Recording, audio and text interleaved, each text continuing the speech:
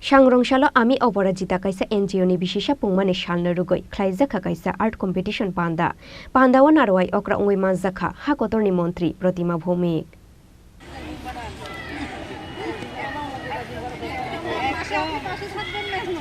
Maharani Tulshiboti Rungnogo Luazizak o Pandao Manjakha AMC ni Mayor Dipok Mujumdar Umakanto School ni Headmistress Rumadev no Khoboi Kubun o Zamarok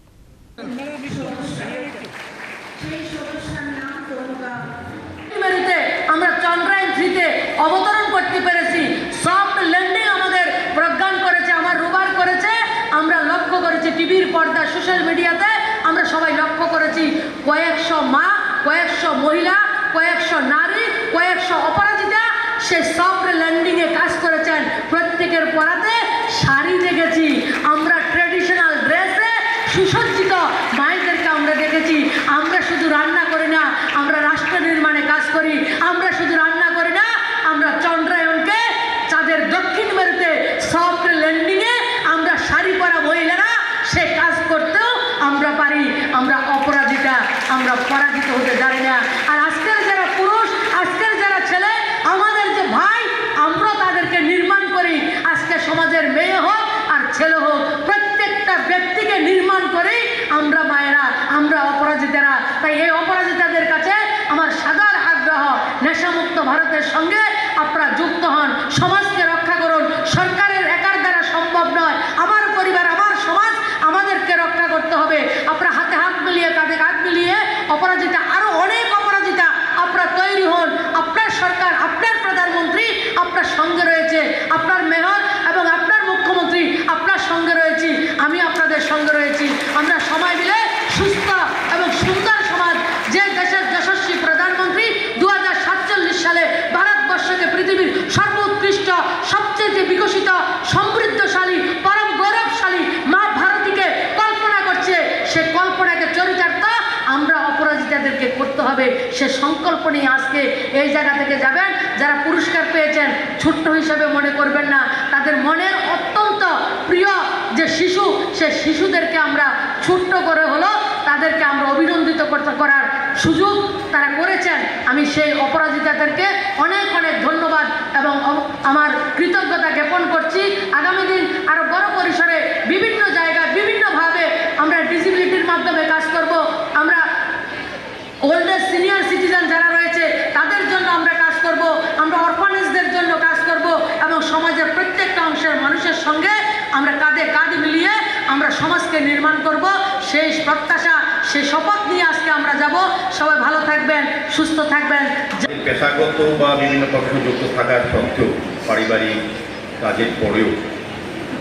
তারা সমাজের কিছু পিছিয়ে পড়া গরিব অংশের মানুষ দুস্থ মানুষ বা সমাজকে সুন্দর রাখার ক্ষেত্রে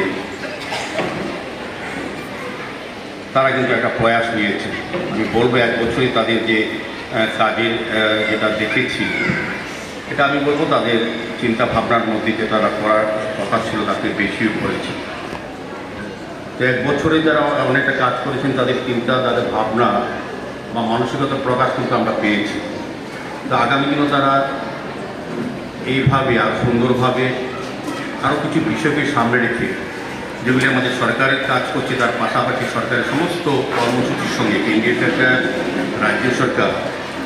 এবং আমি বলবো আমাদের মাননীয় মন্ত্রীর অনেকগুলি দপ্তর আছে যেগুলি সরাসরি মহিলাদের বিশেষ করে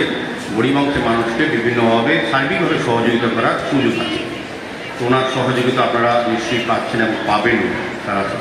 রাজ্যের সঙ্গে আপনারা পাবেন এবং যেটা গত এক বছর শুরু করেছিল আমার সৌভাগ্য আমি বলবো আমাদের আগরতলা পৌর নিগমের অন্তর্গত 16 নম্বর ওয়ার্ডে যেখান থেকে আমি জনগণের যারা আশীর্বাদ নির্বাচিত প্রতিনিধি সেই ওয়ার্ড থেকে ওনারা বিশেষ কর্মসূচি শুরু করেছিলেন তাদের তোলার পর আমার ভালো লেগেছে যে তারা এই এক বছরে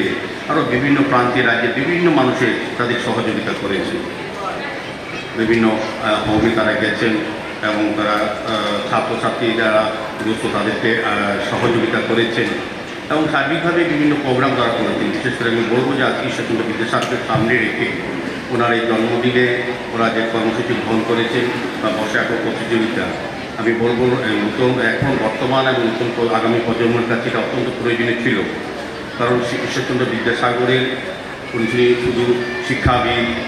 প্রাবন্ধিক, ঔপন্যাসিক, কবি, সাহিত্যিক নন, উনি কিন্তু সমাজ সংস্কারক ছিলেন। ভারতবর্ষে তিনি একজন অন্যতম সমাজ সংস্কারক ছিলেন। সমাজকে সুস্থ রাখা, সমাজকে ভালোভাবে তৈরি করা, সমাজের মহিলাদের গুরুত্ব এবং তাদের সম্মানযোগ্য জায়গায় শিক্ষা ব্যবস্থা হোক, সামাজিকভাবেও তাদেরকে কিন্তু উনি টেনে তুলে ধরলেন। কাজে এটা আমাদের বর্তমানে এবং আগামী প্রজন্ম তুলে ধরতে হবে। যত বেশি আমরা ঈশ্বরচন্দ্র বিদ্যাসাগর জানবো, তত বেশি আমরা একটা সমৃদ্ধ নিজেকে মানুষ হিসেবে তৈরি করার ক্ষেত্রে ছাত্র এবং ছাত্রের পাশাপাশি।